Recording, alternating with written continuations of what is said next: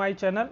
आज हम बात करेंगे श्री रेणुका शुगर लिमिटेड के बारे में, जिसने अभी अभी अपना 52 वीक हाई 55.69 रुपीज़ का लगाया हुआ है। और इसमें अगर हम देखेंगे पिछले 5 दिनों में इसमें 35% की तेज़ी आ गई है। तो हम ये जानने की कोशिश करेंगे इसके कुछ रूमर्स हैं, क्या वो रूमर्स हैं, या फिर हम टेक्निकल चार्ट पे भी इस पर डिस्कस करेंगे कि ये शेयर क्या अपना ब्रेकआउट दे चुका है, या फिर इसके रिगार्डिंग और भी इसमें अभी वैल्यू बाइंग करनी चाहिए या फिर अभी होल्ड करना चाहिए। और जिन्होंने लोअर लेवल पे ख़रीदे हुए, क्योंकि आप देख सकते हो इसका जो 52 वीक लो है वो 9 रुपीज़ का है। तो जिन्होंने ऑलरेडी परचेज करके रखा हुआ है और उसको एवरेज किया हुआ, क्योंकि ये 1 साल से कंसोलिडेशन फेज में था, तो उनको अभी बाई करना चाहिए या एवरेज करना चाहिए या फिर उनको सेल आउट कर देना चाहिए। ओवरऑल 1 मंथ का अगर ऑन एन एवरेज देखें तो ये 27.93% का इसका एवरेज है। तो यहाँ पे अगर हम देखेंगे रेणुका शुगर के बारे में, तो अगर हम टिकर ऐप पे आते हैं और रेणुका शुगर का देखते हैं, तो इसका जो 52 वीक हाई है 55.569 रुपीज़ का है, और 52 वीक जो लो है वो 9.69 रुपीज़ का है। और इसके साथ में ही आप यहाँ पे देख सकते हो जो कंपनी की मार्केट कैप है वो 10,000 करोड़ रुपए प्लस की मार्केट कैप है।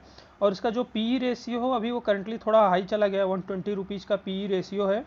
और इसका जो कंपनी के पास में जो कैश है वो 62 करोड़ रुपीज़ का कैश है। हालांकि मार्केट कैप के हिसाब से अगर हम कंपेयर करें तो कंपनी के ऊपर जो डेप्ट है वो बहुत ही हाई डेप्ट है, 3,785 करोड़ का डेप्ट है। बट एक चीज़ इसमें अच्छा जो हम अपने पैरामीटर्स पे देखते हैं वो है प्रमोटर होल्डिंग। अगर हम प्रमोटर होल्डिंग की बात करें तो इसमें 62% का ऑलमोस्ट प्रमोटर होल्डिंग है, जो एक अच्छी चीज़ है। और अगर हम ROCE की बात करें तो कंपनी का जो ROCE है वो अराउंड 27.34% का ROCE है कंपनी का।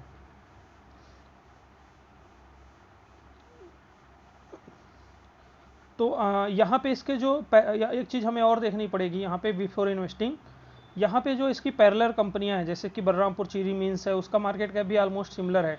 और ईडी पेरी है, EDI पेरी है, त्रिवेणी इंजीनियरिंग्स है, डालमिया भारती है, और धामपुर शुगर मिल्स है।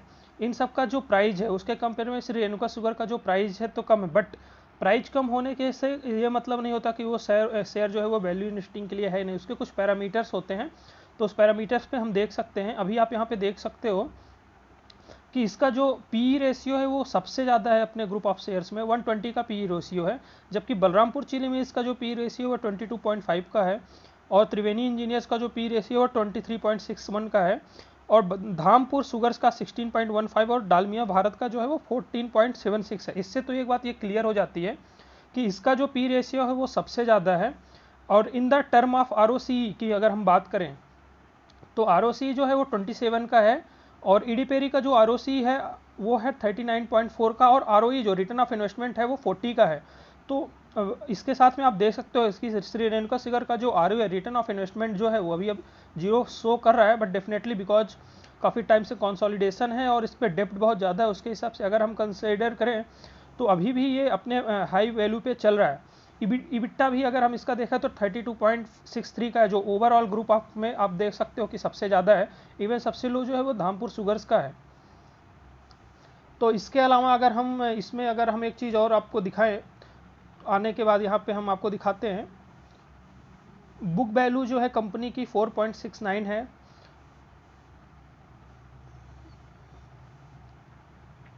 अगर हम इसको 1 मंथ का चार्ट पे लगाएं तो इसने अभी अभी ब्रेकआउट देना शुरू किया हुआ है। ओवरऑल जो इसका बाइंग प्राइस जोन था वो 35 से 40 रुपीज़ के बीच में था। जस्ट इसने अभी 55.5 का हाई टच किया हुआ है, उसके बाद वहाँ पे वो रुक नहीं पाया है और उसके बाद वो रिवर्स में आ गया वापस। अभी हम अगर प्रो और कॉन्स की बात करें तो कंपनी में प्रॉन्स कुछ भी नहीं है। कॉन्स में इसका लो इंटरेस्ट कवरेज रेशियो है, डिलीवरी ऑफ सेल्स ग्रोथ जो है -10.54% है। तो ओवरऑल आप देख सकते हैं कि इसका जो ओवरऑल टेक्निकल एनालिसिस है और फंडामेंटल एनालिसिस है वो पूरी की पूरी तरह पैरामीटर्स पे नहीं बैठता है। बट हाँ, एक चीज़ अच्छी हुई है रेणुका शुगर्स की जिसकी वजह से ये प्राइस को जस्टिफाई करता है। अगर हम इसके सेल्स को देखें दिसंबर 2020 से दिसंबर 21 का 1 ईयर का जो सेल्स ग्रोथ देखें वो 1003.88 करोड़ से बढ़कर 2014 करोड़ हो गया। तो डेफिनेटली सेल्स बढ़ा हुआ है, एक्सपेंस भी एज वेल एज उनका बढ़ा हुआ है, और ऑपरेटिंग प्रॉफिट जो है वो ऑपरेटिंग प्रॉफिट भी बढ़ा हुआ है। तो ओवरऑल जो हमें देखना पड़ता है वो इसमें ही रहता है कि हम अर्निंग पर नेट प्रॉफिट कितना है कंपनी का। नेट प्रॉफिट जो अभी तक लगातार माइनस में चल रहा था, तो दिसंबर क्वार्टर में ही अभी वो 43 करोड़ का जो है वो नेट प्रॉफिट पॉजिटिव में ब्रेकआउट आया हुआ है, जो कि एक स्ट्रॉन्ग दिखाता है कि कंपनी कंटिन्यू अपने निगेटिव पॉइंट्स पे काम कर रही है और धीरे धीरे इंप्रूव कर रही है, जो कि एक अच्छी चीज़ है। प्रॉफिट एंड लॉस की बात करें, जो हमें सबसे ज़्यादा देखना रहता है वो रहता है earning per share. Earning per share जो है अभी भी उसका -1.69 रुपीज़ है, और इसका प्रॉफिट बिफोर टैक्स जो है वो अभी भी -314 करोड़ रुपीज़ है, जो अब कंपेयर करें मार्च 2020 में जो 2161 करोड़ था उसके कंपेयर में बहुत ही ख़राब है। तो यहाँ पे एक और पैरामीटर है जो हम इन्वेस्टिंग करने से पहले देखते हैं, वो रहता है कि इन 5 ईयर्स आपका कंपाउंड सेल्स ग्रोथ 20% के ऊपर होना चाहिए, कंपाउंड प्रॉफिट ग्रोथ 20% के ऊपर होना चाहिए, और CAGR एटलीस्ट 20% के ऊपर होना चाहिए, जो हम वैल्यू इन्वेस्टिंग की हम बात करते हैं।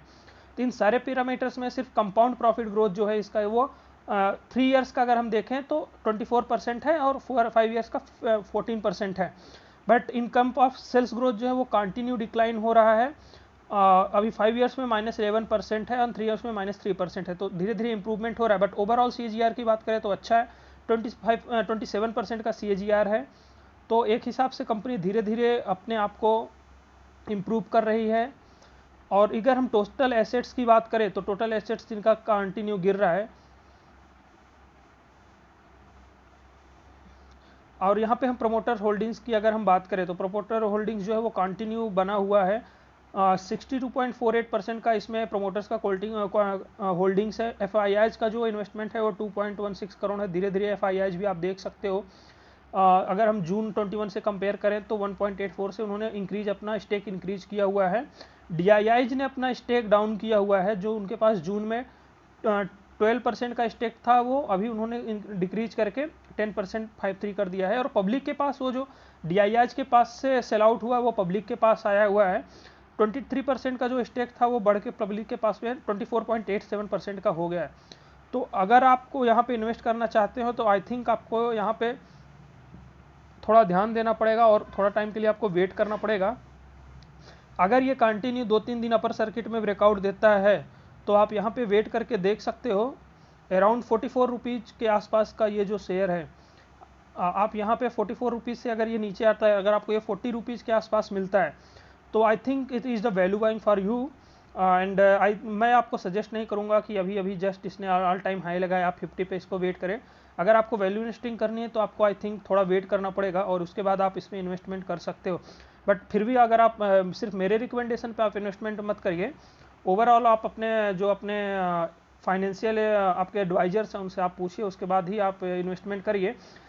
एक चीज़ और है जो सारे शुगर स्टॉक को लगातार इम्प्रूव कर रहा है, वो है जो नितिन गडकरी जी ने अलाउंस किया है एथेनॉल बेस्ड जो अल्टरनेटिव है पेट्रोल और डीजल्स का, उसकी वजह से बहुत ही ज़्यादा